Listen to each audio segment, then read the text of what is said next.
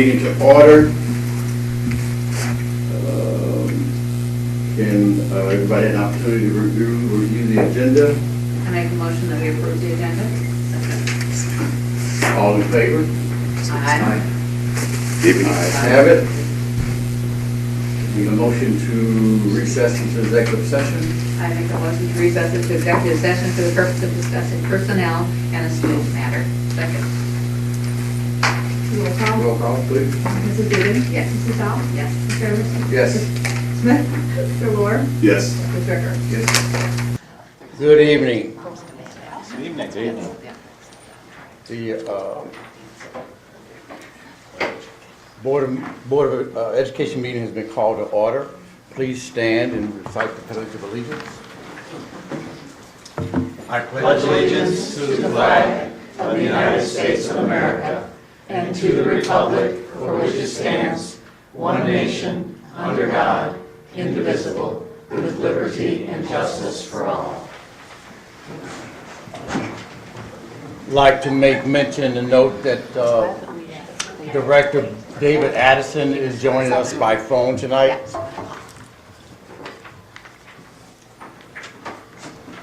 The Webster Grove School District does not discriminate on the basis of race, color, religion, or sex, national origin, ancestry, disability, age, genetic information, or any other characteristic protected by the law in its program and activities.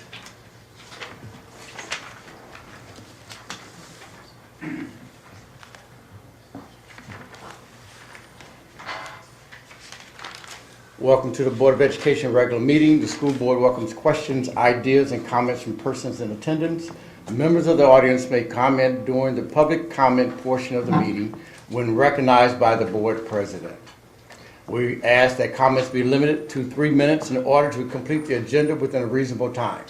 We also ask that comments begin by providing your name, address, and school district in which you reside. At this time, we're asking for any public comments. Mr. Buck, we see you over there.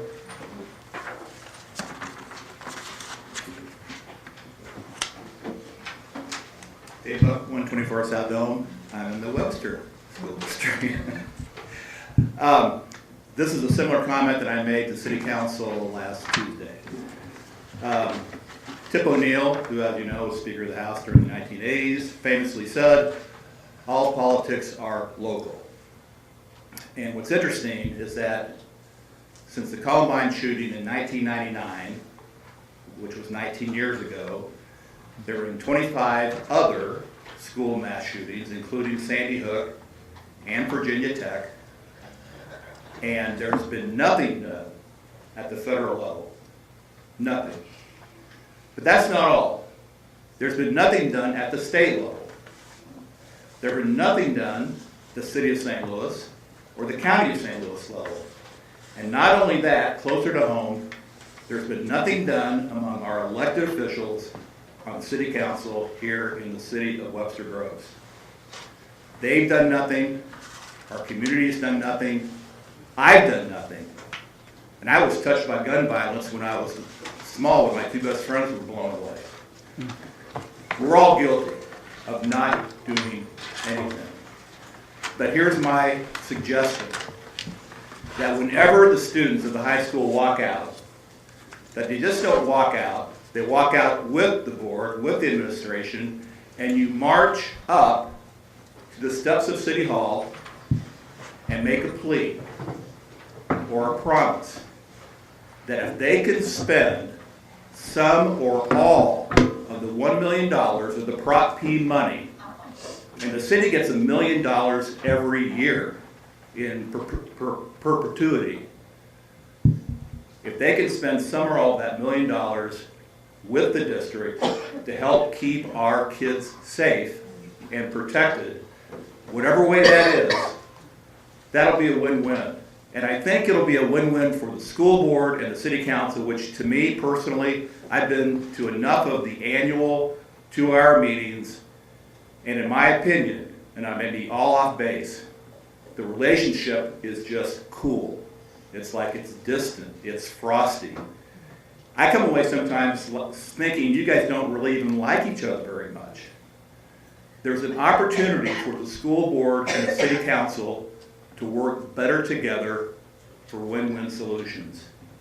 And I think spending the Prop P money, some of them at least, back on the district to keep our kids safe in light of the Florida shootings is a win for everybody.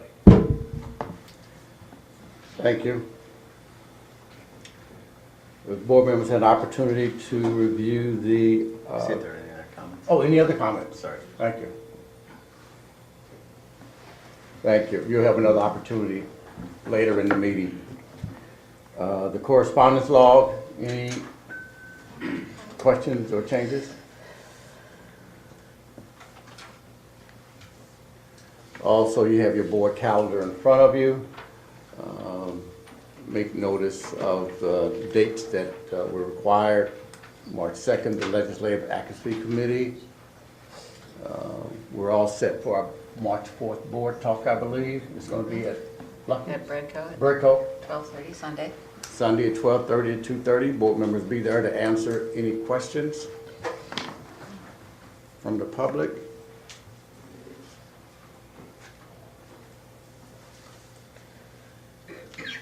Our next item on the agenda is public recognition.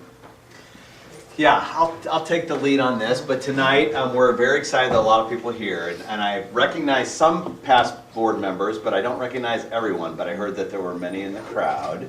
We had received a communication from Brian Young, an alum of our district, class of '94, who told us some stories about his mom, shared a little bit about his mom. And we decided that in the spirit of Black History Month, and that we would recognize the first African-American woman to ever serve on the Board of Education, the first African-American to ever serve as board president for the Webster Groves School District. Linda Young, now Nance, served on the board from 1993 to 2002. She was the board vice president from 94 to 95 and president for 3 years, 95 to 98. She's also an alumna of the district. Currently, she is the founder of the Annie Malone Historical Society, whose mission is to compile and disseminate a body of information that will fairly depict the extraordinary business acumen, inspiring dedication to community, and generous commitment to philanthropic endeavors made by Annie Malone. I had the privilege of perusing the website and learning about this remarkable woman. And I'm going to ask you to share a little bit about her as well. I know you could go on and on probably, but just to share. But she is speaking, Miss Nance is speaking at the Missouri Historical Society on Annie Malone, March 15th at 7 p.m. Beyond serving on the board, she devoted a great deal of time to other organizations that benefit children, serving as a member of the Missouri School Boards Association, Citizens for Missouri's Children, and the John E. and Regina S. Nance Memorial Scholarship Fund. So we're extraordinarily excited that you're here tonight to honor you, the contributions that you've made here locally on behalf of our children of our community, certainly regionally and nationally as well as globally with your work with the Annie Malone Foundation. And we just wanted to thank you, recognize you.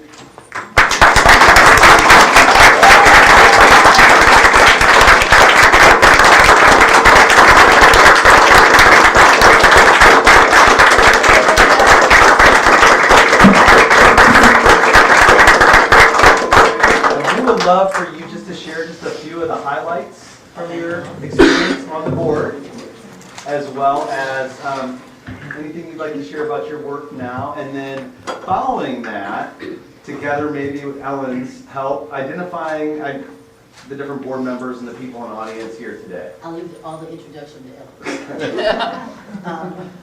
I say thank you and hi to Doug. I saw lots of people and made me laugh and smile and stuff. I didn't see you until we were sitting. On the board, highlights. First of all, I enjoyed being on the board, and I can tell all of you that I almost didn't do it. I almost decided my 2 cents is not 2 cents that they really want to deal with. And I was very afraid of the heavy load of all the reading. Was a lady or a young person who didn't read very well. And I thought, but I got 2 cents because I've been a student here, I've been a parent here, And I got 2 cents I want to put in here, so I'm going to run. And I'm very glad that I did. It was one of the best things I've ever done. I served on the salary committee, and I enjoyed working with lots of our teachers. Enjoyed working with our custodians and our crossing guards and just everybody who made up our district, and tried to do a good job for the young people who were here. I think, where's Kathy Vesperini? We talked about tracking the differences between the performance of African American students and Caucasian students long before there was a round table who asked the whole St. Louis community to do that, and we put it in our paper. I was very proud of that. So we were a little bit ahead of that game, and I see from a conversation you had with our community here recently, February 16th, I think it was, still talking about some of that progress that was made. We need to make more, of course, but you know, that's still on our agenda, and I think that's wonderful. What was another thing we did? We looked at lots of curriculum things and tried to push that envelope a little bit more and make it more challenging for our students. It was great to serve on the School Board Association and work toward getting our district recognized, and I enjoyed that too. Previous to that, we were kind of quiet in the accomplishments that we had, except when we just slammed something on the newspaper or in the magazine someplace, but it was great to have the state recognition as well. So bottom line is I enjoyed my service here, and I enjoyed very much the people that I served with. In terms of what's happening now, I used to work for an organization called the Annie Malone Children and Family Service Center. They were specialists in our community in dealing with children who were abandoned, who were abused, and at this particular point I don't work for them anymore. I stopped because my husband was very ill, and during that time he encouraged me to do what I thought my heart said do.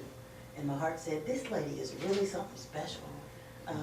And as I was working to write an article for the Missouri History Museum about Annie Malone, in my research I only found little slithers of paper.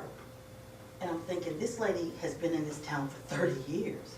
She's contributed things to not only the city of St. Louis, the state of Missouri, but the entire world, because she had an international business that started in 1900 when people of color, well, just about any color, didn't do a lot of things. But this young lady started out and developed a hair care empire that, as I said, was an international business. And she contributed a lot to our city, a lot to our world. She changed the total paradigm of how people of color thought of them, particularly women, and the business opportunities that they had. So as I continued to research this woman, I was very dissatisfied with the little bit of information, and I started researching it and tried to put it all in one place so that when you wanted to learn about who Annie Malone was, you had an opportunity to do that. So we started the Historical Society, the Annie Malone Historical Society, and put that information out on the web. And another lady by the name of Linda Jones and I lecture about Annie Malone anywhere anybody will listen to it. And I'm trying to be brief. Take your You're time. doing great. You're doing great. to help you all. My sons used to say, don't turn her on. She won't turn off. But she did wonderful things. She was considered a giving freak because she contributed. She was a great philanthropist. There's a big controversy over who was the first millionaire. I really don't care. I just know that she was one, and she contributed $25,000 to Howard University to start their medical facility. She contributed $25,000 to start the Pine Street Y here in St. Louis. She contributed a $10,000 amount to start the maternity hospital at Barnes Hospital so that women of color could have their babies. Somewhere other than in the basement. So she, college scholarships. In every African-American land-grant college in the country, she supported 2 students with scholarships. She was a giver. She changed things for women. She employed over 175 people in the Ville in St. Louis in the early 1900s. She built a building from the ground up that opened in 1918. Folks, that was before any woman in this United States could vote. It was during the time when there were housing covenants that restricted what people could do of color. She did it anyway. So I think the lady's a great lady, and I go around telling everybody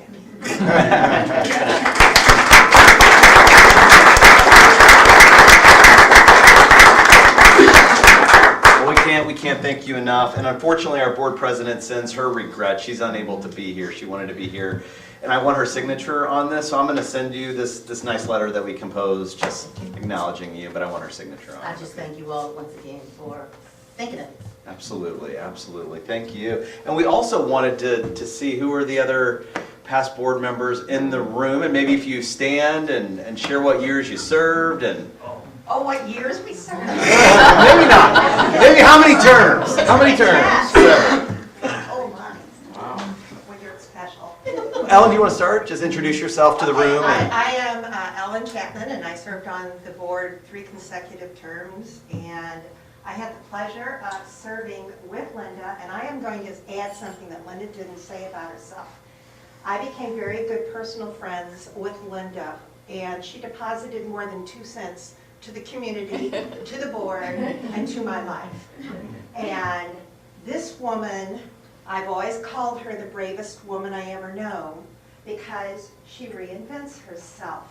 She is a musician, she's a photographer, she's a writer, she speaks, she is a wonderful friend, she does baking and cooking. I mean, what do you want Linda doesn't, okay? I mean, it's just really phenomenal.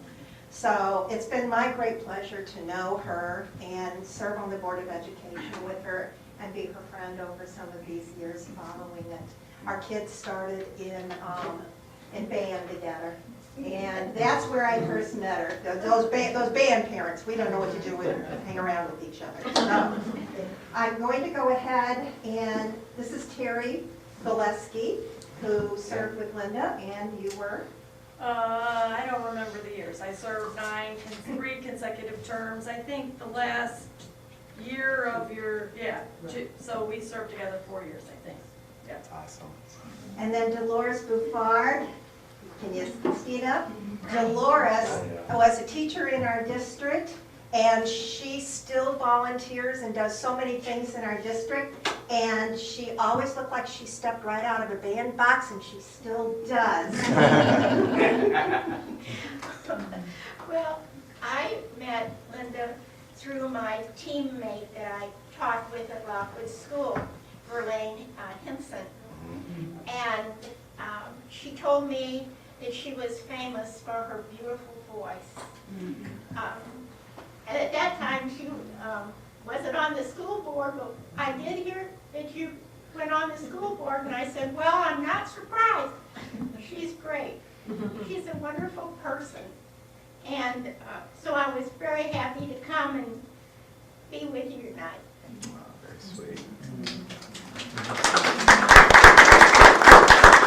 Hey, Nathan? 1993 started with a 1-year term just to see, hey, what is this all about? For some reason, I read a couple more times, and Ellen and I found the year 2000 be our last full year, I guess, right around there. She had started before that, but those are the years. Was I vice president? What? Treasurer. I got to sign all kinds of checks. But yeah, it was fun. Learned all kinds of stuff. We served on the same I board, right? got to tell you, I may not have run except for her, because I was here for some facilities meeting before I ran for school board, but she came over to me, took me aside and said, you need to run. Oh, well, the school board member says, I guess I didn't think about this. That's great. I'll blame that on you. No, it was a great experience. Good to be here. Thank you. Well, I'm Randy Sprague. I served for 12 years. Probably the last term was longer than I should have. As every board member knows, you go through a lot of things. And one of the things that I most loved was you find people you can consult with and consult with, and you know are real folks. And Linda was always one of those people for me. I didn't realize you were the first African. I didn't realize, I guess I didn't care. Because frankly, you were just another board member to me. And she was phenomenal, a real rock. When you got a little bit off target, here's a gal, bring you back. And I just loved the fact that she had such a feel for the kids and the district. I loved it dearly, Linda. I cannot tell you how much I respect you. Okay, I didn't run the last time because I realized I was becoming the guy I ran against. Okay? I was getting to be the old curmudgeon. But she was what I wanted to be. And I congratulate you. I had no idea you were the first African American member of the board, and I'm delighted that I got to serve with you. I really mean that sincerely. It's a tough job. You're brilliant when you run, and you're an idiot when you get here. I don't know how it happens, but it's exactly what happens. And the other thing that I can say to the board, outside of Linda, is, my God, thank heavens they kept you on. You guys should be very proud. This is a very good school district. There's a great heritage of people in this room that have served on this board. And you guys are just another extension of it. It's a great district. Thank you for what you do. And thank you.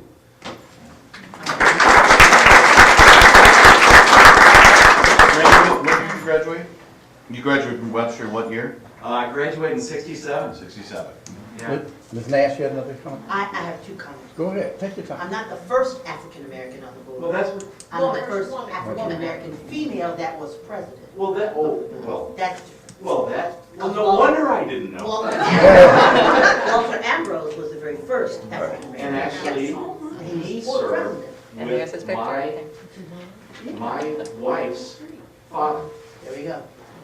And my last comment is, this gentleman set me straight. I wrote a scathing letter to somebody. And our agreement among the board was that we do at least 3 drafts. And when he read it, he got to the end and said, so this is the 3rd draft? I will never forget that. Maybe we should do a 4th. Oh, Lord. Well, I want to thank all of the past board members for their service, you know, that's, Yeah, absolutely. we want to thank you again.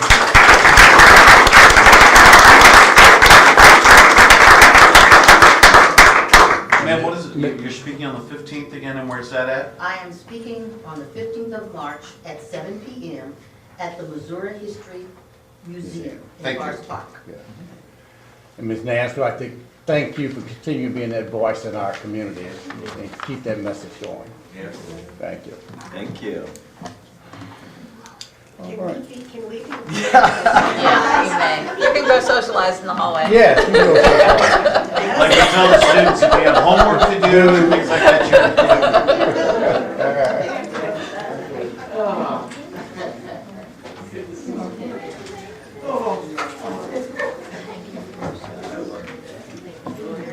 We're going to talk about the board anyway.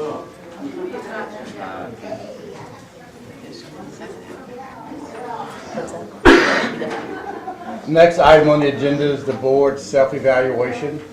I believe John has sent out emails to all of us and put our preferences on how we're going to handle that this year. Just offered the opportunity to give feedback, and kind of what heard from a number of people that they like the current structure. I didn't hear from everybody, but people like the current structure of being off-site and kind of it being a non-meeting of sorts.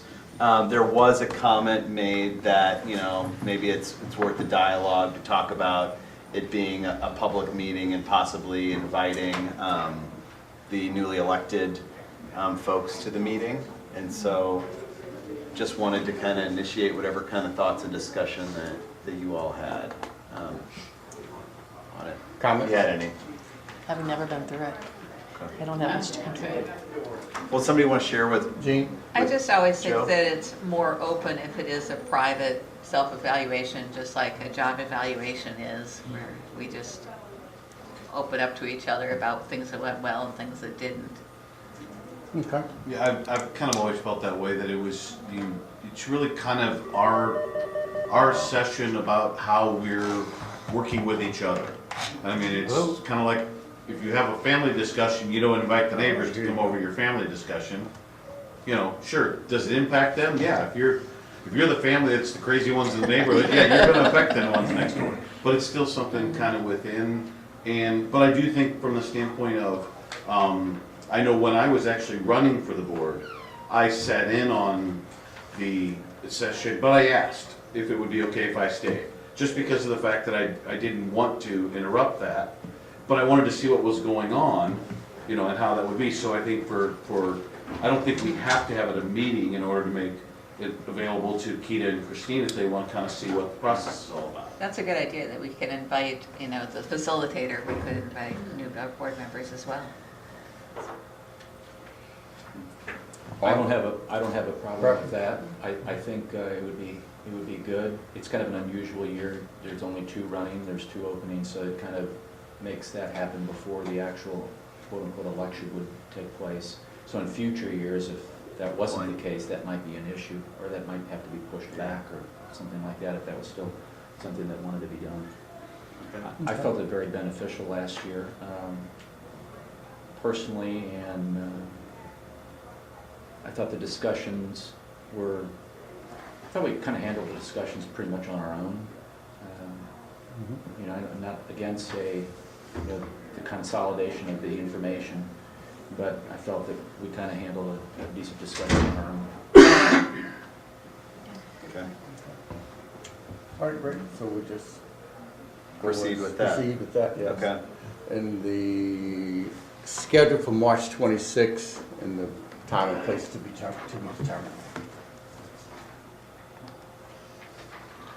We have reports from the superintendent and staff. Okay, go for it. Hello, everyone. Hello, Dr. Wiley. Okay. Wiley. Scott Wiley. So what I want to report out quickly on, in your minutes, you should have received the timeline, a draft timeline for the new principal at Webster Groves High School. Just wanted to briefly lift that before you. We don't necessarily have to talk too much about it unless you have questions. But we are definitely going to follow a very thorough and timely process. We are going to try our best to be mindful. We have started already with meeting with teachers, and we've met with the assistant principals and department chairs. Tomorrow we have a scheduled date with the students, and we've asked for a diverse group of students to be a part of that. So we are not only meeting with people face to face, but we're also pushing out a survey to the different groups to get their feedback. The parents will be on March 5th. A night meeting, and we're inviting the high school parents plus 8th grade Hickson parents to come over to be a part of that. And then from there, we have, as you guys saw on the timeline, we'll do some periodic screenings. As we go through the periodic screenings, that'll be John and I, and we'll do that in order to determine our first initial interviews who will be on that panel. So a lot of those times are tentative because it just depends on how many candidates we are determined to bring back. And then from there, we'll have a performance interview. That date is tentative. The Dave and Ann is that couple come in and they do the performance portion for us. And they are in Costa Rica right now. So we have not confirmed that date yet, but as soon as they get back, we'll try to confirm it. But they are excited about helping us in the process. So it's just a matter of getting a good date and time for the both of us. And then we have the final school interviews that are slated for April 11th. We honestly wanted this to be a little bit sooner through our time and our process. However, number one, we want to make sure we get all the voices on the table. We lose a week with spring break.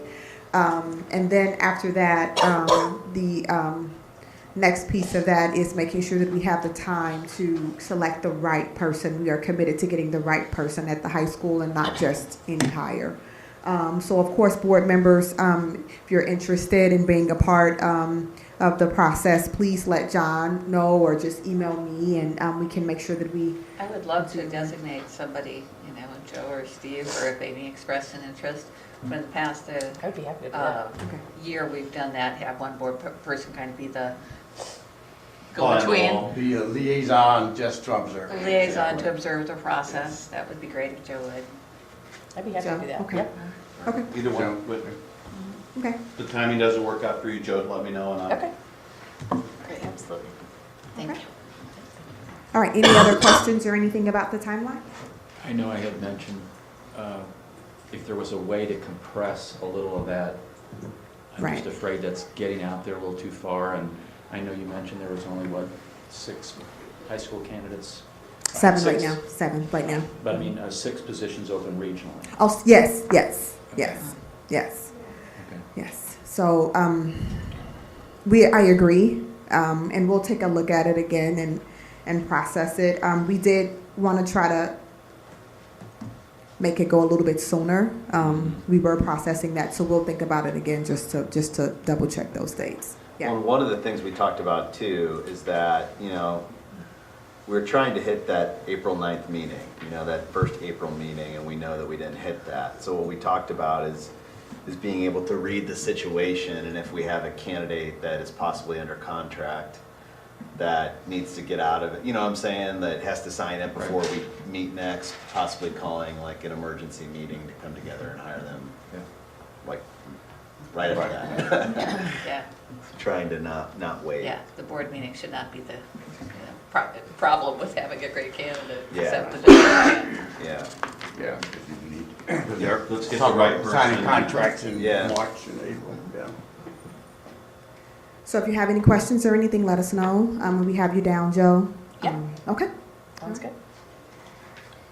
So the next one is an update on board goals related to talent development. I just need to say, I don't know if the, I'm sorry, it's an oversight, the one in the board docs, I don't think it's the correct Yeah, one.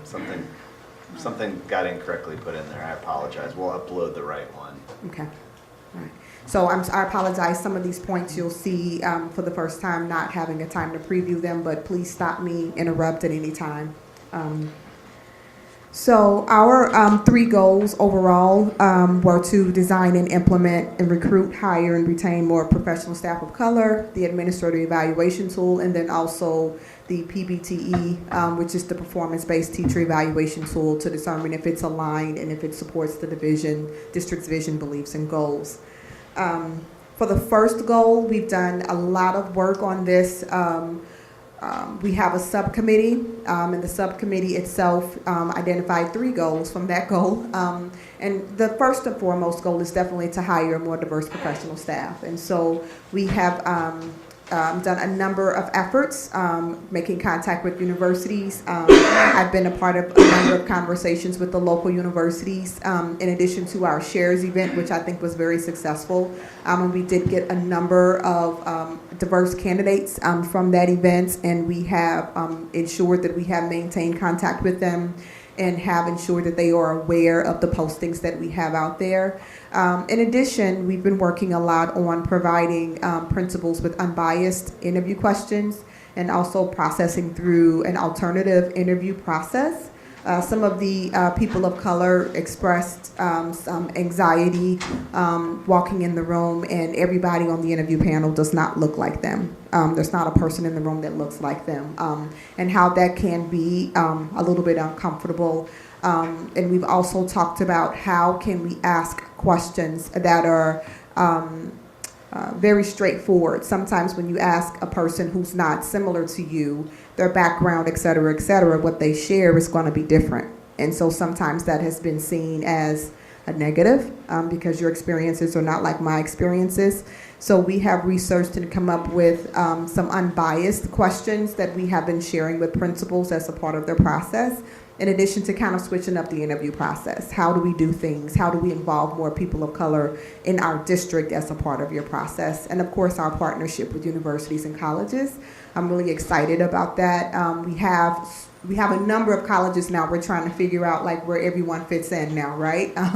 But we are definitely working to strengthen that partnership, and from that partnership comes our student teachers, and also allowing us as Webster Grove School District administrators to go into the universities at the college level in those sophomore classes to try to talk with students. Personally, we're partnering with St. Louis University because what they're finding is that they have a lot of students who are pre-med majors who may determine in their junior year or find out in their junior year that it's just not working out or this just isn't my calling. And so how do we support and partner with them, with people who are almost kind of done with their program but are making a shift?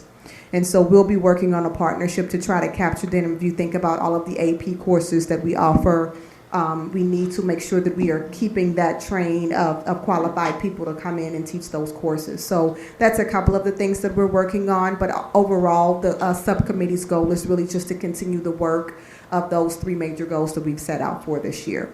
And at the bottom I've listed the different committee members that are on the committee. Sandy, the question that you mentioned that you created for unbiased interview, have they been put in place? Yes. Yes, we initiated those starting at the Shares event. And so for all of the hires that we have, those are our initial pre-screener questions, and then we've embedded them in some of those panel questions as well. Thank you. Continued on goal 1, again, wanted to highlight the hire more diverse staff, but we have the Shares event. We just had a high school job fair / diverse event. If you have not noticed in your board meetings, we have a number of high school teachers that are retiring. I think we're up to 9 that we'll be hiring for the high school alone. And so that was another reason why we did this job fair, and we did publicize it for our diverse professional teachers of color. I want to say that it was a success. We had about 70 applicants show up on Saturday. That was 70? 770.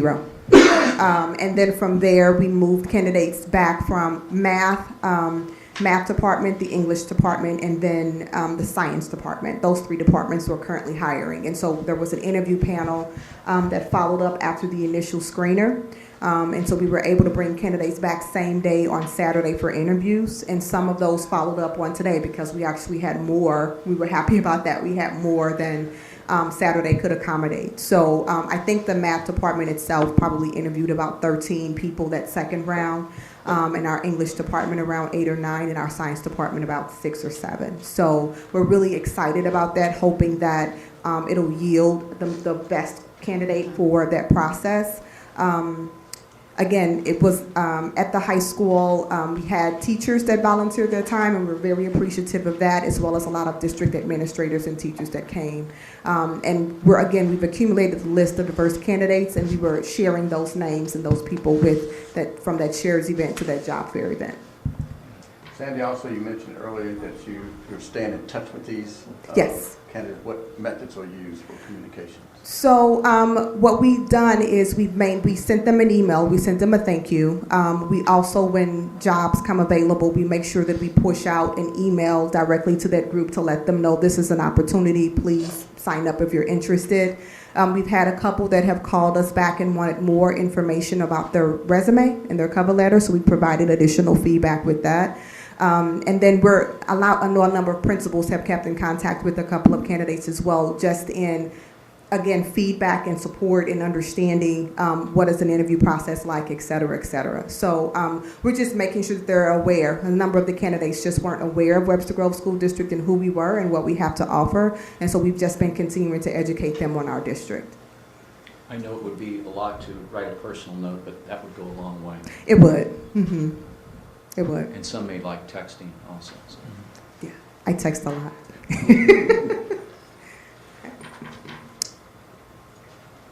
Goal 1 continued. We did meet with our current diverse staff. We met with them, and I just left that point there because it was a very heavy meeting. We met with them and we processed a lot with them, learning how it feels to be the only teacher of color in a building, how that could feel, how isolated and or alone one could feel, understanding how that translates when you're in team meetings, how that translates when you're around parents. They provided us with a lot of insight on their feelings, their emotions, what that interview process looked like, how they walked in, and what that felt like. So we're trying to learn from them to make the process better for upcoming diverse candidates. We're planning to try to get a time set for diverse staff and administrators to really sit down and have a talk, maybe a fishbowl activity, so that the administrators can kind of hear from their current staff, what does it feel like really to be the only one in the building, or the only one in the department that's a diverse candidate, and how inadvertently sometimes people are feeling left out and or not a part of the whole team. So we're hoping to do more with that, just to help our administrators have a good understanding of what that looks like and feels like. So we talked about it. We don't have a date set for that yet, but that's coming. That's integral work that we need to do. We've also processed with our diverse staff is how can we further support them outside of that 1 year, 2 year mentorship? What else can we do to support them to make sure that they actually maintain themselves in Webster, and that we can support them while we are here? I talked a little bit earlier about the interview questions and hiring process, but we're trying to have a multi-layered hiring process so that the panel interview is not the final determinant, but candidates are given multiple opportunities to show themselves in a variety of ways, and so that hopefully that will, allow more of our diverse candidates of color through the process. Again, our university partnerships, talked a little bit about that. I want to say that Webster and Washington University, both of those universities are interested in partnering with us for the Grow Your Own model. So we just have to get on their schedule to kind of sit down and process that through with the high school to figure out what that could look like, sound like. Washington University has stated very clearly that they are willing to partner and then even capture our minority students in their teaching program so that they can turn around and support us and help get them back into our district as teachers. And so I was very excited to hear that. I know Webster University has partnered with us for a very long time, but Washington University, we're committed. If you give us something in writing in a draft, we'll process it, we'll come and we'll talk with you, and we're committed to doing whatever to partner and get some of this work done. So I'm very excited about that. That's kind of part two. In addition to Harris Stowe, we've got to get on her calendar, but she has slated for us to come in and be a part of one of her classes, the Foundations of Education class, which is one of those first classes. And I told her, I said, any of us would be willing to come and talk with your students and be a part of that curriculum, whatever that looks like, feels like from Webster. So I believe both of those things will really kind of take off by the spring, and then we'll have a lot of time over the summer to kind of get that up and going, and then into the fall. Goal 2. Yeah, that's mine.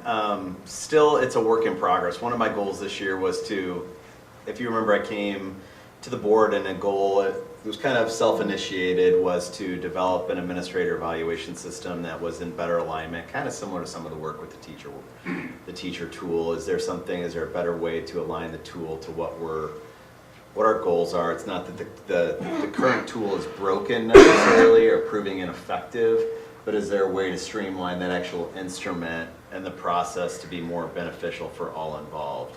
I've collected a lot of different evaluation instruments from a lot of different school districts, kind of process with them how they use the instrument. I know the board had been interested. Are there people that tie administrator salary to compensation, to goals rather? Very few do that. Parkway is an example that does have a particular algorithm that does tie it to goals, but the majority of them don't. It seems like a lot of school districts aren't content with their current administration, but again, it's one of those things where it's not limiting, they feel, in terms of their support for administrative staff. So I am still working on this, so I am writing it myself based on the feedback or based on other instruments, based on our goals. Also with support of the Missouri model, and I just kind of wanted to give you an update. It's still a work in progress.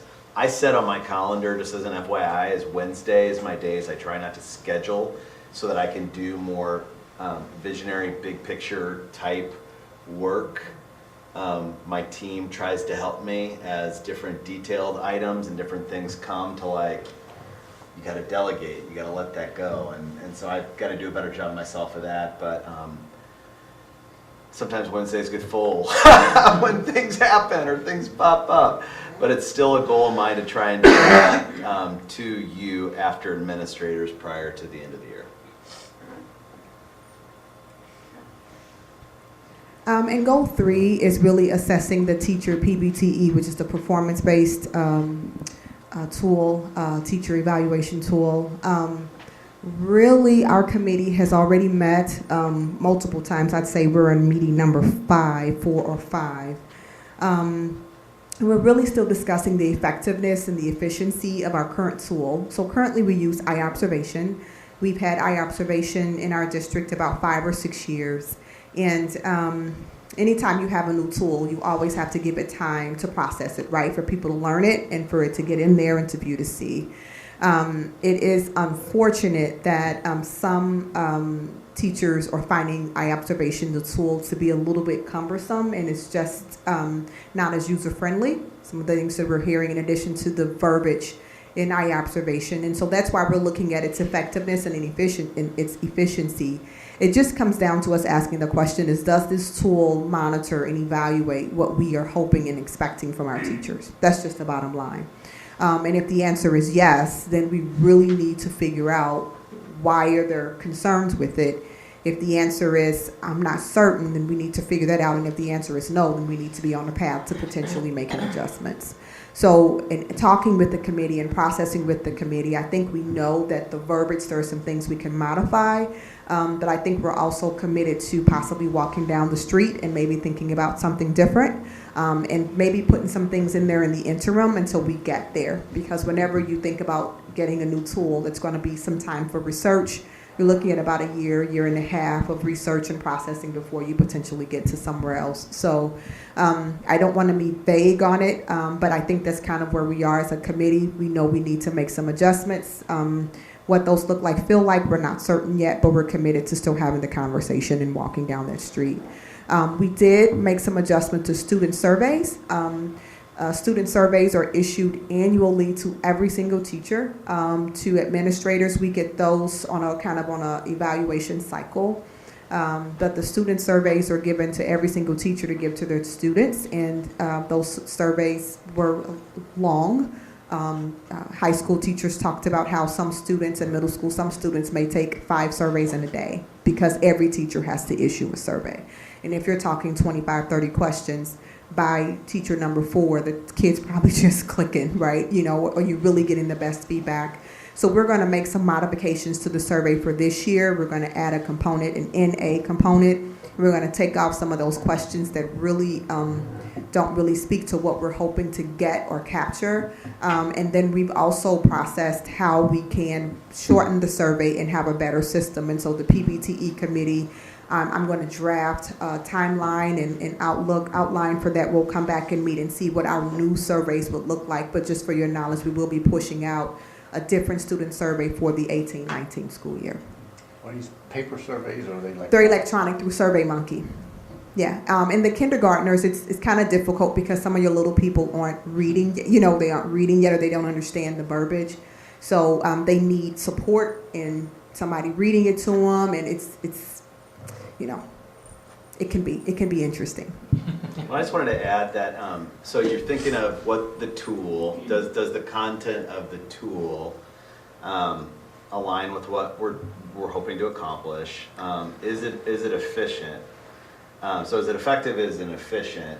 It's an online system that has a lot of upside into it, but ultimately it's a teacher growth instrument. And is it doing what we had hoped it would do? Are you speaking of eye observation? The eye observation. So the eye observation. So it's a Marzano evaluation instrument, and we use kind of eye observation as kind of like the online platform for interaction. And recording and data collection. And I think the other factor that also factors in, anytime you've got a system that's so widespread and so used, you have to think about, okay, because it took a lot of training, it took a lot of development, and if we go to a new tool, that's going to be, again, another unknown, something that's got to take training, it's going to take development.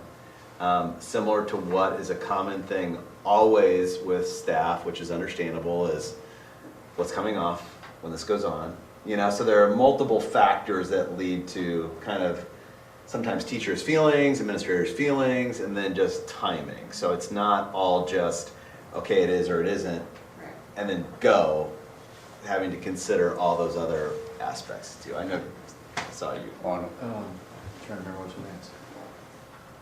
How about random on the students? So maybe it's, if you got a class of 20, maybe it's you randomly pick 9 or 10 or 11, so that they're not constantly doing that. The other thing is, I know you mentioned that the staff thought it was a little cumbersome. What about the administration? Did they think it was cumbersome implementing? I think it depends on the administrator that you speak with. Some administrators, they dive right into it, and there are really no complaints there. Some administrators, yes, absolutely, it's cumbersome. Where do I put this? This vocabulary doesn't align. I really want to highlight this piece, and I can't find it in my observation. Is there another way or somewhere else that I can make a note of this? So there are some administrators, for my short time here, I hear from almost every, I've heard from during the year saying, okay, what do I do with this, Sandy? Where can I find this? But then there are some I don't hear from at all, and they're perfectly okay with it. So I'd say we're probably 50-50 with it. I remember when we wrote, you have something? No, you go ahead. I remember when we wrote opposition out, it was a huge district push. I think we went through the Marzano book as well, if I'm not mistaken. Even the board went through that process. So I'm concerned that did we really give that system chance to develop and do what we wanted it to do at that time? Right. And it's been, what, 5 years ago?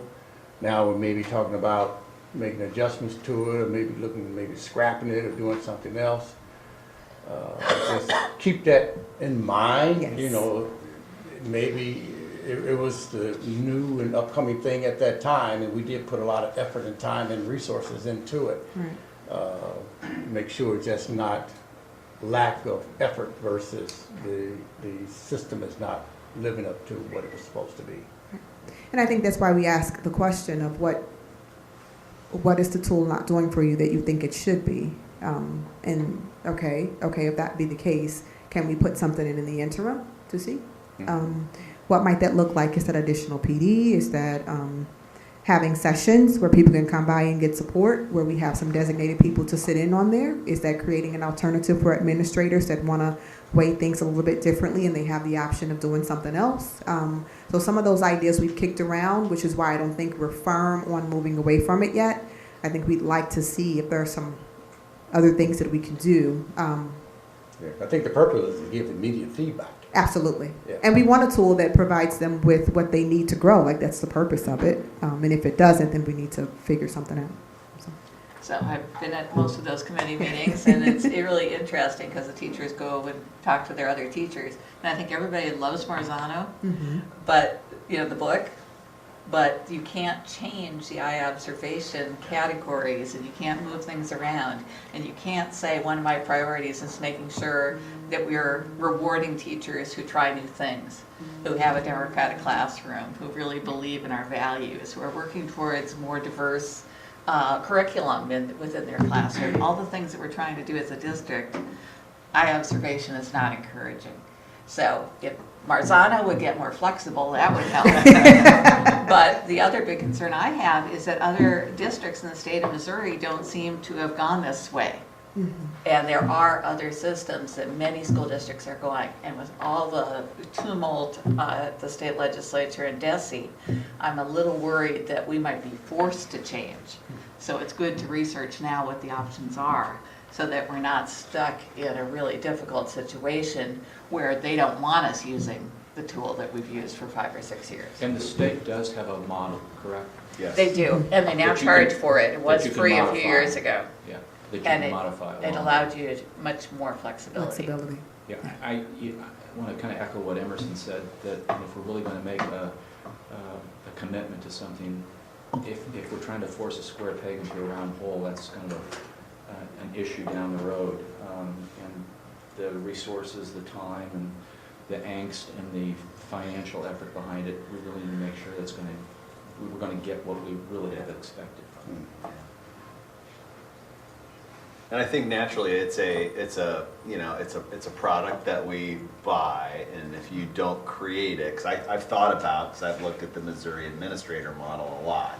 Districts use the administrator model for Missouri administrator evaluation. Sometimes I think, because I like how we're trying to align like some of our language as it relates to things like social justice in this tool that's maybe not reflective, but it will be a little bit more vague of, whatever aligns with your values and your goals. I wonder about, is my time on the evaluation, is it going to yield the bang for the buck as opposed to just using this ready-made tool? So with a tool like Marzano's instrument, you're going to sacrifice some of that because it's a product that is around the country, but you're going to get, all this technology that we could never create internally. Mm-hmm. So anyway, good points though. Mm-hmm. So overall, we're going to focus on that job fair event that's still kind of going on. We're going to provide prospective candidates with information about our district and upcoming fairs. We'll stay in contact with them. We'll continue to share with administrators and others what we learn from prospective candidates in order to raise an awareness here. And our goal ultimately is to increase the number of diverse student teachers within our schools and, of course, diverse professional staff. And I should have an update. We're doing a lot of hiring. So with our new hires, we should be able to update you on all of those efforts and how that panned out for us this year. Any questions? Doctor? One question, I know with all these retirements, our length of service of teachers is slowly declining. Some statistics, I would say, even questioning.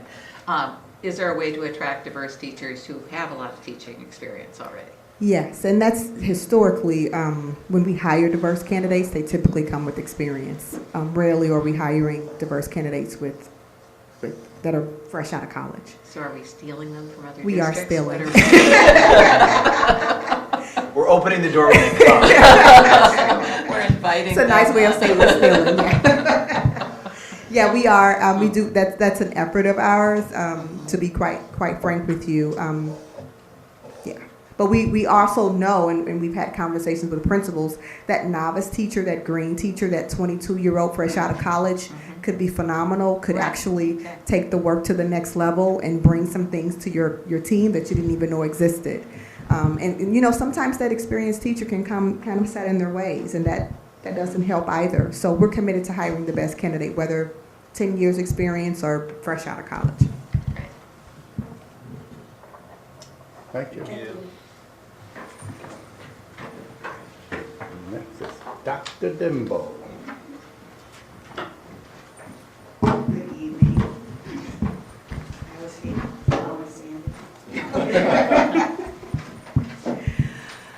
So I want to give just a brief update about all of the things that are going on in the Office of Learning. Excited with a lot of the things that are occurring, and some of the things you might have heard briefly either through the equity report or in other board meetings. So I'm going to go a little bit deeper into some of the things that might be newer and just briefly skim the things that you have heard before. So overall, there's a lot of things that we are focusing on. I learned from Susan Bergman, there's no such thing as priorities. There's just a priority, so I'm not even using that word. So a lot of things that we are working on, and I'm going to go into more detail. So one of the things that we're excited about, the possibility is forming an early college partnership with St. Louis Community College, specifically the Merrimack campus. Many school districts are moving to this model and opening up this opportunity for some of their students. St. Louis Public School District has been doing this for 2 years. Rockwood started this program this year, And next year, there's several school districts that are jumping into this program. Kansas City Public Schools have been doing it for about 6 years. So the partnership is such that incoming juniors into high school dual enroll at the high school level and at the St. Louis Community College level. So they would be in a full immersion dual credit college program. For the most part, they would take all of their classes on the community college campus, and they would do that for their junior year and their senior year. At the end of that time, they would actually graduate from high school with a high school diploma and an associate's degree. So it's a great program. We would be looking for trying to support up to 5 students who we would give first priority to those students who demonstrate some financial need, and how we would support that through our scholarship assistance program. And so that is something that I've been working with the provost and the people who are in charge of the dual credit program at St. Louis Community College, as well as Karen Verstraeten in the high school administration.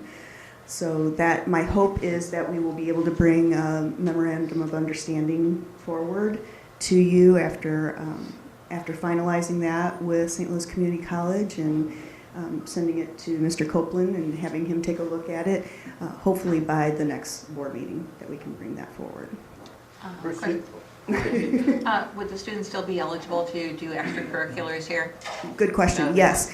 And St. Louis Community College, really, the way they've structured this, it is so flexible. So for instance, if there is a class that is offered at the high school level that St. Louis Community College can't replicate, they will work with the students to try and create a schedule so that they can still come back to campus and take that class. They're completely eligible for sports, for all extracurricular activities, prom, everything.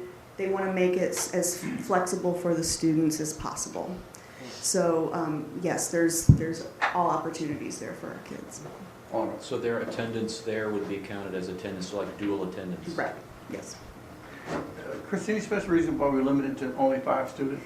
Because we're helping to financially support that. So from a Okay. financial standpoint, looking at budgetarily, I can tell you that all of Rockwood only has 30 students in the program, and same thing for St. Louis Public Schools. So there is a financial cost to this, but given the scholarship that St. Louis Community College has provided and how much they've reduced their tuition, looking at the budget from the C&I office, we felt like we could support up to 5 students each year. So would they sign over their A+ scholarship grant the minute they graduate to the school district? They actually, in talking with the provost, they actually encourage the students to still continue to go through the A+ program, because you just don't know if for some reason they have to drop out of this program, or just because of different situations occurring within their life. So they actually ask that the students continue to seek out the A+. And transportation? They have to provide the transportation, but if you are enrolled in the community college, you do get either discounted or free passes through Metro. So that is a possibility for some of our students who don't have cars that they could get there on their own. Yeah, I do know there are some universities that have their own junior college right there on campus. Mm-hmm. And when they graduate from the junior college, they go straight to the finishing up at the 4-year institution. So I think it's really a great idea. I would recommend and suggest, it's a prime opportunity for those individuals that don't normally have an opportunity to go to college, Mm-hmm. to have that first step. And if it takes finances for us to get more students in that program, I think we need to look at making those first steps. 5 students out of our student body is very small, and I think this to be a successful program, I think we should be able to support more individuals to participate. And I would love to talk about that, growing that in the future. Yeah, get something on doctor before I leave. We'll make sure you get 6 weeks. Okay, so moving forward to professional learning communities, this is a system. It's really not a program, but it's more of a system where administrators and staff work together to look at the processes, the instructional strategies, the data that is occurring within the instructional data or educational data that's occurring within each school, and really looking at it in a thoughtful manner so that we can focus on best practices and making good instructional change happen for our kids. And so in talking, this has been a conversation that we as an administrative team have been having for a number of months. The principals have all committed to moving forward with this. Some principals have started having those conversations with the staff. I'm working with the staff at Ed Plus, who oversees the Missouri Professional Learning Communities Academy, and they're working to have them come out and do kind of a brief overview for our administrative team. This is a 3 to 5 year process where the first year is pretty intense, but it really goes to ongoing support within the school so that teachers, as a rule, don't necessarily on a daily basis look at data or know how to analyze data. And so this is more of how do you look at data, how do you look at the instructional strategies, how do you build that trust within your grade levels and your teams. Jean, you really knocked it out of the park on that project. What did you do that I didn't do? And having those intensive and purposeful conversations, all for the benefit of our students and helping grow our instructional strategies at the school level. I would comment on that. I've been very heavily involved in this PLC in a previous life. And it's a very effective strategy. It's a very effective thing to help bond teachers towards student growth, because there's essentially 4 questions. You decide what do you want students to know, what do you do when they have not mastered the material, what are you going to do when they haven't mastered, what are you going to do when they have mastered it, and what are you going to do if they already know the material.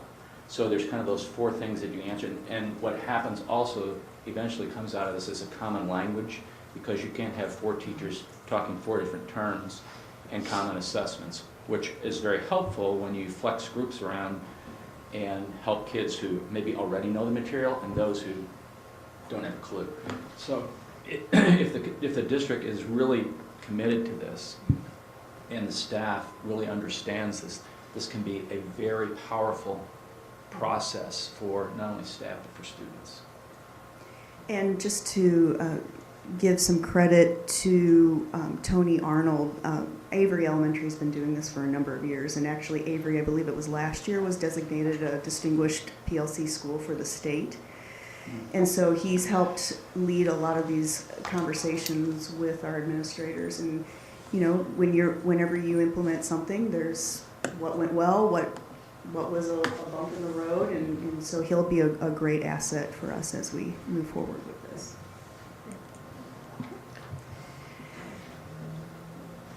Oops, sorry. Next, I want to highlight, give you an update on the dyslexia process. The dyslexia mandate that was passed by the state several years ago goes into effect for the 2018-2019 school year. And so in preparation for this, we have done a number of things. 12 of our teachers were sent to a week-long comprehensive Orton-Gillingham dyslexia training. So 12 of our reading specialists have been given at least the initial level of training on how to work with students who have been diagnosed with dyslexia. Now, we as an education system won't diagnose a student, that's a medical term, but we will do screening and assessment on students, and we'll be able to highlight the areas that are commonly seen in students with dyslexia. And so we will be screening all students every year, K through 3, at least once, maybe more. and any student who is struggling in grades 4 and above. So we will also, one thing I don't have on here, we will also be conducting professional development for all staff, K through 12, at the beginning of next school year, and actually taking them through a dyslexia simulation. So they'll be able to have a chance to see what it's like to be a student with dyslexia and hopefully build some understanding and empathy for some of our students who have that diagnosis. So the dyslexia screening is part of the mandate, and Julie Parr gives so much credit to her. We've been working together, but she's really taken the lead on finding a screening that meets all of the criteria that the state has laid out, as well as putting together a handbook that will be utilized for parents and for teachers on explaining what dyslexia is, all the components that go into it, the components that we're focusing on instructionally, phonemic awareness, phonological awareness for our students to help bridge that gap. We have purchased a phonemic awareness curriculum for kindergarten and first grade teachers. That's a little bit more structured, and a lot of the research shows that kids who have been diagnosed with dyslexia don't have a firm foundation in those areas, phonemic awareness and phonological awareness. So we're hoping to build that foundation with our students. In addition, we are currently using Lucy Calkins units of writing as our writing tool, and a lot of our teachers are also starting to use the units of reading. Lucy Calkins is coming out with a phonics component that builds nicely into the system that she's already laid out. Unfortunately, they're rolling it out very slowly. And so for this coming summer, they're planning to roll out the kindergarten and first grade. So the phonics work, along with the phonemic awareness work, will be a beautiful bridge to build that word work, that word understanding for our kindergarten and first grade students. In the meantime, the plan is to continue using the Fountas and Pinnell phonics program for our 2nd through 5th grade students until those units get rolled out. For Lucy, we have to kind of do that bridge. It'd be nice if they released them all at once, but that's not that's not convenient right at the moment. So that's where we're at with the dyslexia process. Once that handbook and those screenings are complete, I will be bringing that forward to the board to take a look at as well. The MAP practice test, so the elementary students took, for the first time, let me take a step back, for the first time since I can remember, the state has provided a practice test for the MAP assessment that students in districts could utilize with their students. Our elementary principals chose to give the test right before winter break. At Hickson, they did it right after winter break in January. And so we received the results at that first week in February from the tests. Unfortunately, the information that we received from the state was not in a very user-friendly format. So they did not present the information in an Excel file that we could extract and do an item analysis. So again, I want to praise and thank Tim Brown, Betsy Moppert, Julie Parr, Susan Bergman, Jennifer Davis, did I miss anybody? Chris, tell them how many hours, total hours, everybody combined. All combined, It's ridiculous. probably 200, maybe more, because all told there were close to 5,000 tests. Each test had between 35 and 48, 49 questions, and we had to enter every single question by hand into a spreadsheet.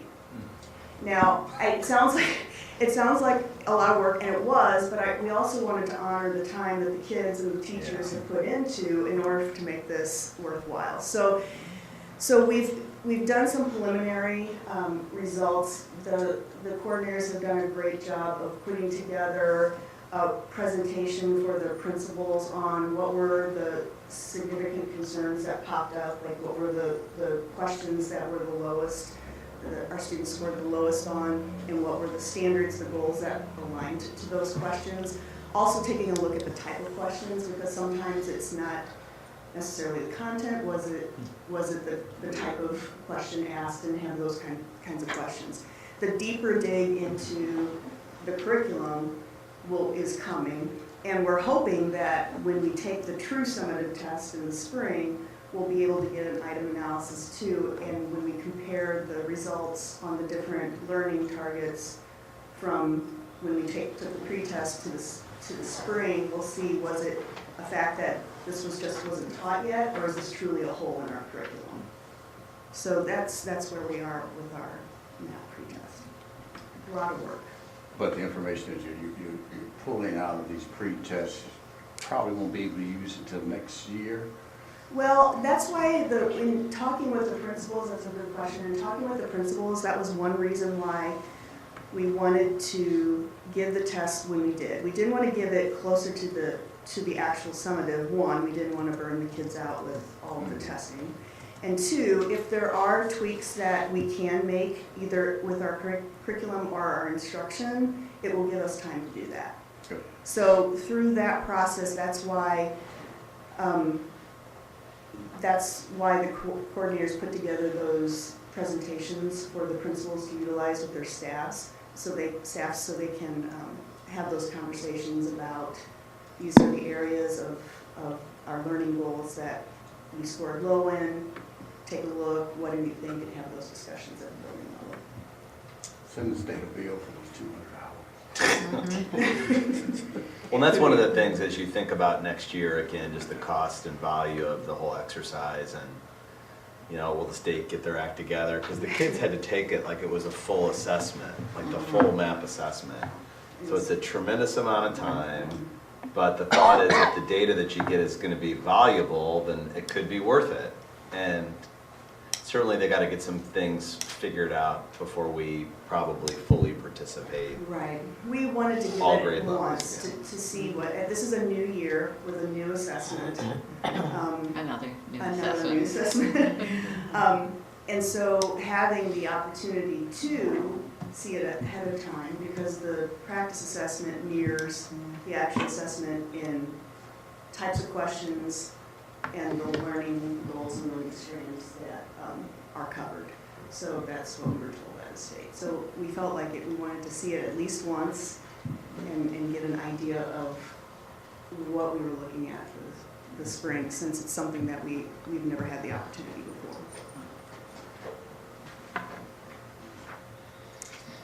Next, Tyler SIS is our student information system that we utilize, and these bullets really come out of a conversation that occurred with some of the administrators, myself included, where we were a little frustrated with the SIS, the student information system that we are using. And so through the help of Mahasan Bias, who is our SIS specialist, and John M. and Tim, I couldn't have done any of this. This is, again, I'm giving them huge credit for this. We had some initial conversations, and we invited Tyler in, and really what we found out is that a lot of the ideas or concerns that we might be having, they can meet those needs. We just needed training on them. So some of the things that came out of that conversation that started is that we did provide some professional development, and we will continue with some professional development for our Hickson staff on how to utilize more effectively their online scheduling component for the SIS, Tyler SIS. In addition, and this is something that we're very excited about, and I feel like our community will be very appreciative, is that starting July 1st, we will go live with an online registration process. So gone are the days of the killing a million trees to enroll your child. So there will be the the families who are new to the district and have not attended before, and their initial registration, as well as the back-to-school packet that families have for years filled out, all of the same. And there's the component, there'll be a component for our new families who are new to the district that they won't necessarily have to fill out everything as many times as they have children too. So there'll be some, did I capture that? We went to visit Fox School District. They have been they've been utilizing this for years, and were generous, very gracious with their time, with their ideas. This is what worked. This is what we tried. It didn't really work. You know, you might want to try this. So one of the things that will be a shift in thinking is that in order to do it and do it effectively, we've decided that we will centralize, for the most part, centralize our enrollment process here at central office. So rather than go to the individual, there's some nuances that don't need to get into, but it will just make it more streamlined if we have our initial enrollment here at central office.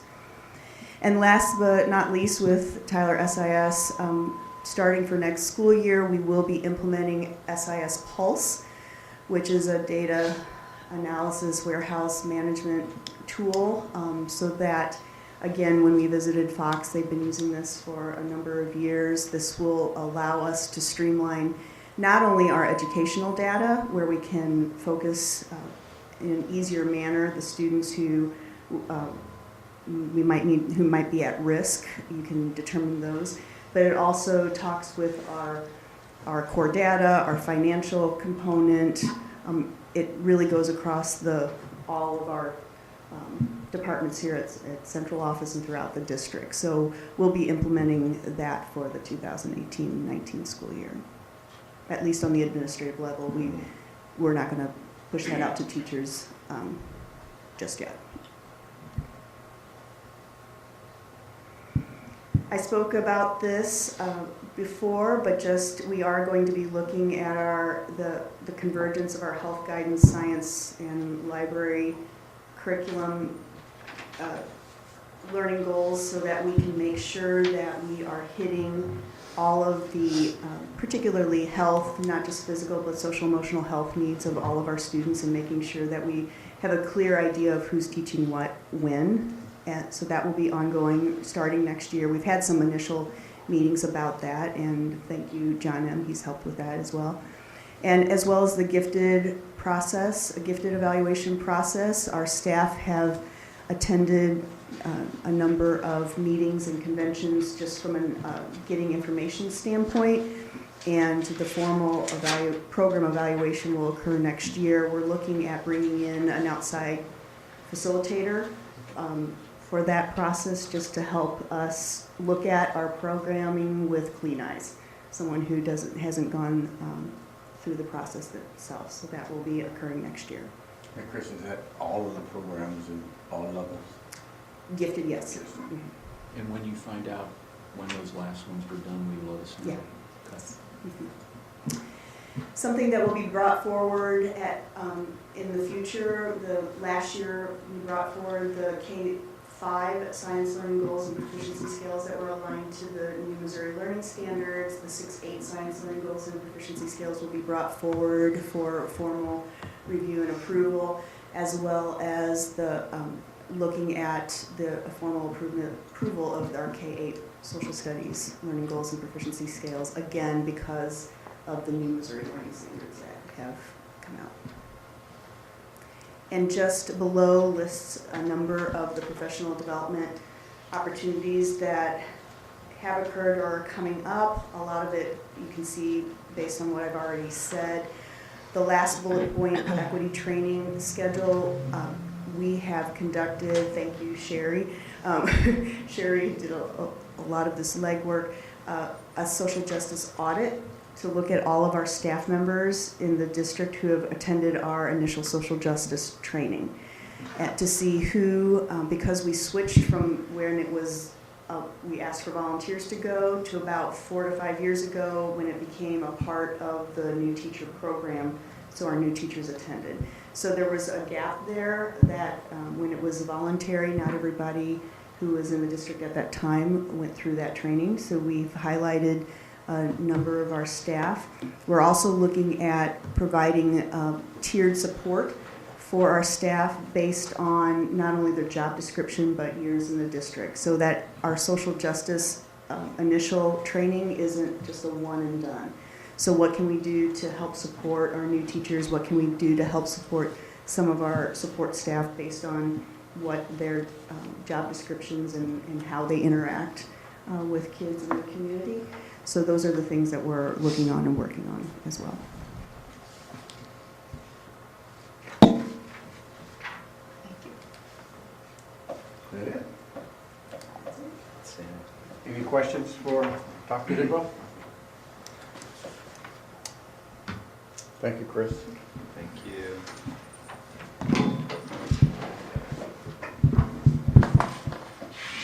Student safety, Mr. Thomas. Good evening, everyone. Just want to begin by saying that student and staff safety is a top priority for our school district. Our goal is to deliver a first-class education while keeping our students as safe as possible. And something else I'll share that I share with our staff when we do training in this area is that it's sad that we live in a time where we have to talk about some of the things we're going to talk about tonight. I think when we talk about student safety, it really begins with the social and emotional support that we provide to students. We do a lot in this area. And you know, we have counselors in all of our buildings, and they do a lot of work with our children, with lessons in the classroom, with individual sessions just on conflict management, managing their emotions, respecting one another, having coping skills, and working on their self-esteem. We also have 4 social workers throughout the district, and this is an area where I think their need is more than ever. They're doing a lot of great work assisting our students and families who are in crisis or during tough times, and they do a really good job connecting our kids and our families with resources to help them through these times. And then we also have a lot of partnerships with outside agencies who can further go in depth with our families and do work with their children when they're in a time of need. We have 6 schools this year who have really immersed themselves in restorative practices. And some of the key points of that are building a trusting environment, having open lines of communication, and then having positive and less punitive ways when there's been some type of harm done to someone, to come with a better way of settling those conflicts. And then also all of our schools have ways in which they're really trying to build a positive school culture. All of our schools have school-wide behavior programs to help set that positive tone. And then we have anti-bullying programs at each level. K through 6, it's our Caring Community program. Hickson this year is starting a program with NCADA. And then as part of the PBIS program at Webster Groves High School, we have an anti-bullying component with that. So again, I think we're doing a lot to help our students feel connected and not alienated and feel valued. Now I'm going to talk a little bit about some of the safety measures that we have in place, and I'm going to preface this by saying this is not an all-inclusive list. For the sake of student safety, there's going to be some things that we are doing that I'm not going to share just because, again, I want our schools to be as safe as possible for our children. As you know, we have 2 school resource officers that work in our school district that are members of the Webster Groves Police Department, and they're located at Hickson and Webster Groves High School. And we're really lucky that this is a coveted position for the department. A lot of the folks who are past resource officers are now in leadership positions within the police department. So we always get a great selection of folks who have interest in this, and we're getting the best and brightest. We don't have anything formal with the Rock Hill Police Department in terms of agreement, but they are consistently in our schools at Steger Computer School and also at Hudson, especially in the morning and in the afternoon at dismissal. And they're always available to us. I mean, it's just one pick up of the phone and call, and they'll be there to help us either giving us advice on how to deal with tricky situations or whatever type of support that we need. Mr. Buck earlier mentioned some of the tragedies that have taken place over the last couple of decades. We've responded to those by improving what we do. Following Sandy Hook, we put locking mechanisms on all of our classroom interior doors that have a latch so that the staff member can quickly lock that door if there's something going on inside the school. When we do training with teachers, we teach them not to just rely on that lock, but to put other measures in place that's going to slow down a possible intruder. We also put in place a single point entry system where people have to go to the main office to gain access to the building. All the other exterior doors in the schools should be locked. We also put buzzer systems in all the main doors so that there's a camera and there's a two-way communication system so that we can have those folks who are entering our schools identify themselves. We don't have those currently at the high school or central office, but we're in the process of getting those systems and getting them set up. We're also making sure that we have a consistent protocol when using those buzzer systems so that from school to school we're using the same methods to identify and safely allow people to enter our buildings. Something that we started doing before it became state law is doing active shooter training with our staff members. We utilize a program called the 4 E's, and it was developed by a number of area police officials, including Webster Grove's Police Department Captain Stephen Spears. And they've trained most of the schools in the area. They've even expanded to training businesses and houses of worship. And the 4 E's are, the first one is educate. We want to make sure if there's ever anything going on in the building that we're giving as much real-time information to our students and staff as possible. Because the other components of the 4 E's, it's an option-based system, and how a teacher or how students respond to the threat is going to be based on the information they get. So there's not going to be one set thing that everybody's doing. It's going to be based on how close they are to the threat. So the other E's are escape, where you're just trying to get the heck out as quick as you can based on if you're far enough away from the threat. Another option is to evade or barricade in place and finding a safe spot within the classrooms to do so. Excuse me.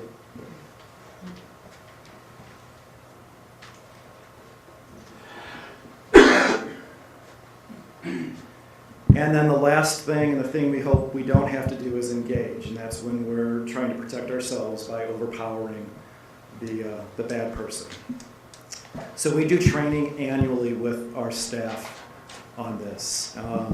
As part of that training, we do a drill so that all the staff members we try to replicate something serious as close as we can, and they respond, and then afterwards we do some processing about what went well, how we can improve, and so on. So we want that to be a learning experience. Alongside with that, we also have lockouts procedures in place so that if there's ever something going on outside of a building, we want it to stay outside of the building rather than coming into the building. Something you may have noticed in the last year or so is we've put signs on all of the exterior windows of our building so that our first responders, whether they be police, EMS, or fire, can easily locate a location with our building if they have to breach in an unconventional way.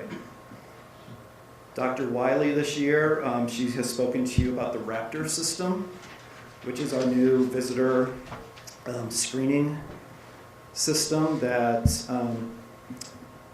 everybody, all the volunteers and all of our guests who come into the building, it's going to screen folks based on the National Sex Offender List. And then we also have methods to report information. We really hope that we've built a good enough environment that our kids feel comfortable coming to us, but sometimes they don't. So we have a Safe Schools hotline and text line next door at the high school. And then we also have a district app A component of that is a report of concern feature. Those are monitored regularly, and any student, family, community member can use those to report safety concerns. John, Yes. just a quick comment on that. I'm glad you got to that point, because that was something that it seems like that is so consistent with so many of these incidences and these tragedies, is that people didn't deal with the signs, whether it be enough, kids didn't report it because they were afraid of being snitches or tattletales or whatever, and we're talking about the lowest grades, and we're talking about starting that information flow to kids at that level, all the way through the high school level, and then also on the people on the receiving end of those tips as to how seriously to take those and what we can do.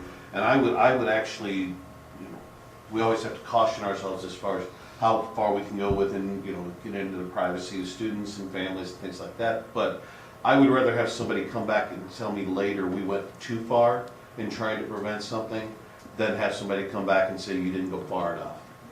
And I think, and I'm glad to hear that that's an active part of what we're trying to convey to kids. It's okay to say when someone is of concern to you. Yeah, and we follow through on all the reports that we get. The other things we have in place is we have security cameras in all of our buildings, and even before the Florida incident, we began working with the Webster Groves Police Department on revising our district crisis plan. So since the Parkland, Florida tragedies, we've done a number of things. We've been in communication with a lot of folks.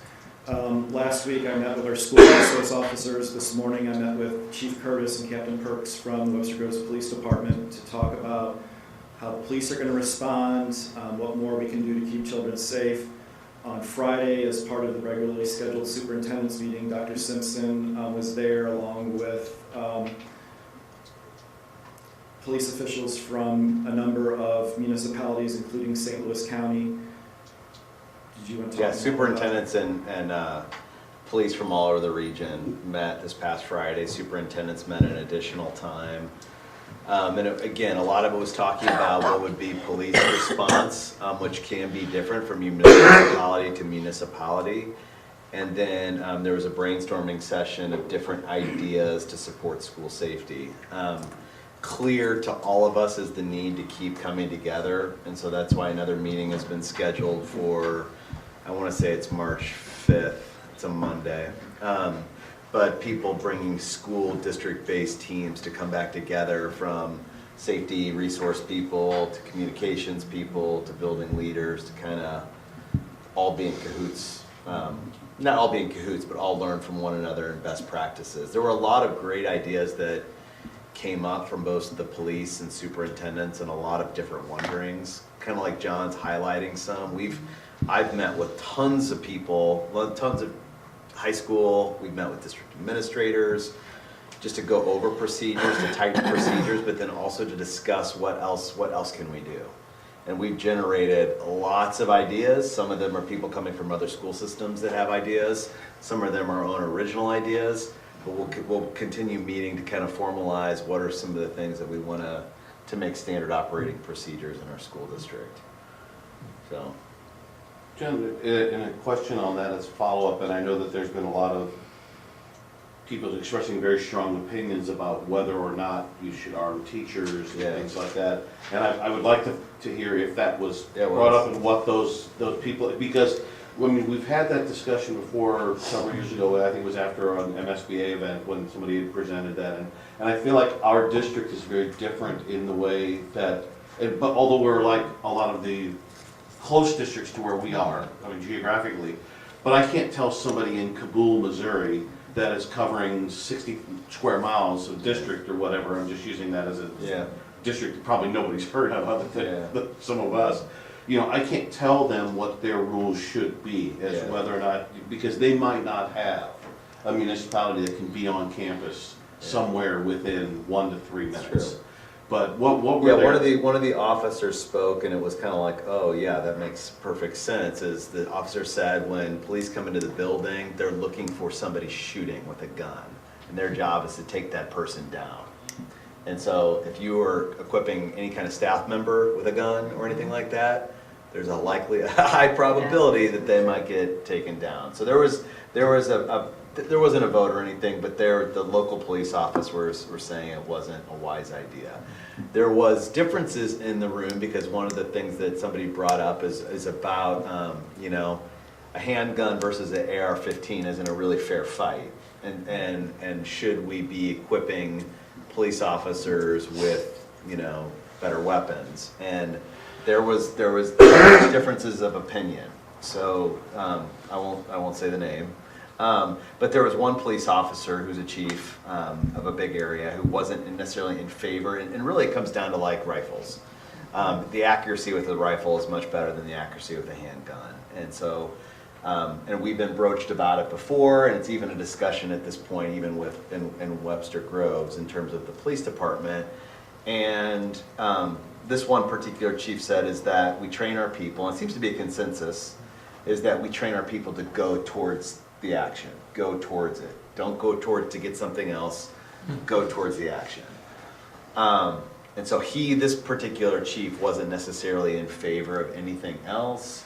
But then there were other chiefs who talked about maybe being valuable if you have some, of course, some locking safe if there are SROs or in the office, which our SROs are out and about.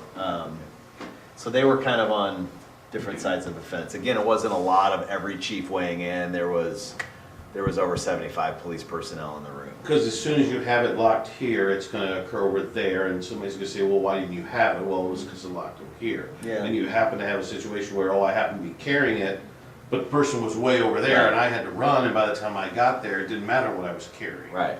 So, Right. Gene? So personally, I don't think more guns in schools is going to make it safer, and I want to have safe spaces in all our schools, and I think we've done a tremendous job in the last 5 years making reasonable efforts to keep kids safe. But I want to make sure that kids aren't freaked out. Like you said, the counselors do a tremendous job. I don't want them worrying about somebody coming in with a gun. I want them worrying about the next test. Yeah, and I think that's the balance of how do you keep everybody within a building safe, but to do so in a humane way. I mean, because we could put up all kinds of safety things, fencing and so on, but that doesn't look like a school. It doesn't feel like a school. Right. Well, and then the minute also, and we had this situation whenever a couple people at various elementary schools said, well, now it feels like you've got it armored down that I can't walk in and see my kid. Well, yeah, we understand that, but if somebody walked in and your kid was one of the ones that unfortunately was injured or killed by this, you'd be saying, why the heck didn't we put a bit stronger door up? So we can't make everybody happy, but if we can try to keep everybody safe, I think that's our really goal. That's our true goal. Dr. Simpson shared that, we met with the administrators, we met with the high school, so I'm meeting with Matt and Rob and our SROs tomorrow because there's a lot of interconnectedness between our facilities and safety things that we want to put in place. And then later on this week, Dr. Simpson and I are getting together with folks from the Kirkwood School District, the area non-publics, and the police departments that serve both of our school districts. This is actually something we've been doing for a number of years on a fairly regular basis because we realize if something happens, we're going to have to rely on one another. It's not just Webster Groves or Rock Hill or Shrewsbury police departments that are responding, but all the local police departments are going to be responding. So we want to make sure that we have that level of communication in place before something bad happens. Also next week, Education Plus is hosting a safety meeting, and we will be participating in that. Matt and Rob are also doing an inventory of all the classroom doors in the district to see which ones need updating to be more safe. And then, again, not be transparent, but again, there's a lot of things we have in place that I'm not going to get into specifics of, but we've generated a lot of updating that we need to do, a lot of new things that we need to do, and they mostly revolve around improved communication and building classroom security. That was one of my questions. So when there's something happens on one of our campuses, is there a specific communication tool we use to notify, or is it? It's going to vary in each building because the communication devices are different in each of our buildings. That's something we need to look at enhancing. I do know some because I just looked at, Western Rose just did an active shooter training for our church, and I just looked at Crisis Go, I think that's the name. Kirkwood has that. Yeah, Kirkwood Crisis has that. Go, where that message, is one person sending a message and it hits everybody's cell phone all at the same time. They know exactly what's going on by the code that they send out. So that instant communication will be a great step for us to try to look at. Agreed. We've talked about that, and again, kind of like we said, there have been a lot of ideas. We're always talking about school safety. We've talked it a lot more recently. We know where we need improvements, and you know, we can, just so you know, because we do it, we're able to access and send out communication from our phones to people. So I could send out an all-district call, I could send out an all-district email, we can communicate. That's been our mode of communication, is our school messenger system. The app would be faster. You know, and that's currently what we use, is we use the communication. And we'll sometimes, you know, we try to do it, you know, what the police talked about is they encourage, one, make sure people are safe first. You know, we know it's important to get out confirmation of events. Don't share any more than confirmation or events or what you know, but prioritize the safety, people getting safe before you send, then send as quickly as you can. We've done it good at that sometimes we haven't, so it's something that we'll continue to work on too. But we'll look at that app again. Yeah, but also that application, it'll pull up any procedures that you have on file right up, so you can see, here are the steps I'm supposed to take. Because you know, when you get into an emergency situation, your mind goes blank. What's my next step? But if they're there for you to read, Yeah, that'd be helpful. look at. Yeah, there are a lot of great features to that app. The experience or the exposure I've had to it, but like anything, it comes with a cost. So it's something that we need to figure out our priorities and what's going to be the best for us. I'm using the free version. Okay. Send it along. Yeah, and I can sign up as many individuals in my church parish as I want. You know, so you know, look at free, then move on to cost. We're looking at things like technology and systems. We're looking at, staff have on their computers, you know, staff with access can look at all the cameras in all the different schools based on the access. There are some school communities where the police have access to those cameras. Oh, good. So that's something that we could share with our local police officers, and John talked with them on that the other day. And they, you know, not to monitor our schools all the time, but if there was an emergency going on and they're able to help track down that person as quickly as they can, that would be a good thing.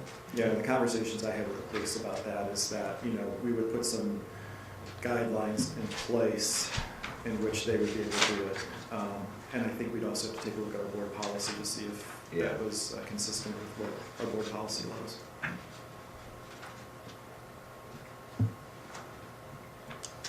Any other questions for John?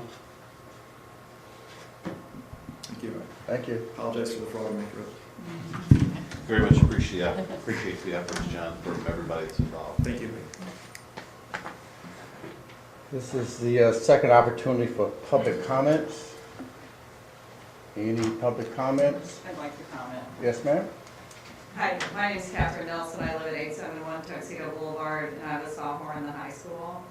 And the kids are afraid. I'll just tell you, they are afraid of school safety. I mean, they're afraid. They're asking for bulletproof backpacks, so you can't be complacent in this. And then also, I know the principal confirmed with me that there are doors at the high school classrooms that don't lock.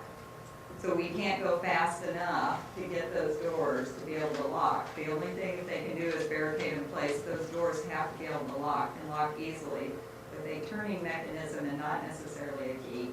So I don't want this sort of, we'll get to it, we need to do it now. And that's one thing. And I looked at the doors at the high school and I was told by the principal that some of them don't lock and some have to be locked with a key. It's a quick fix you could do now. We need to get it done and not just think it's not going to happen at our school.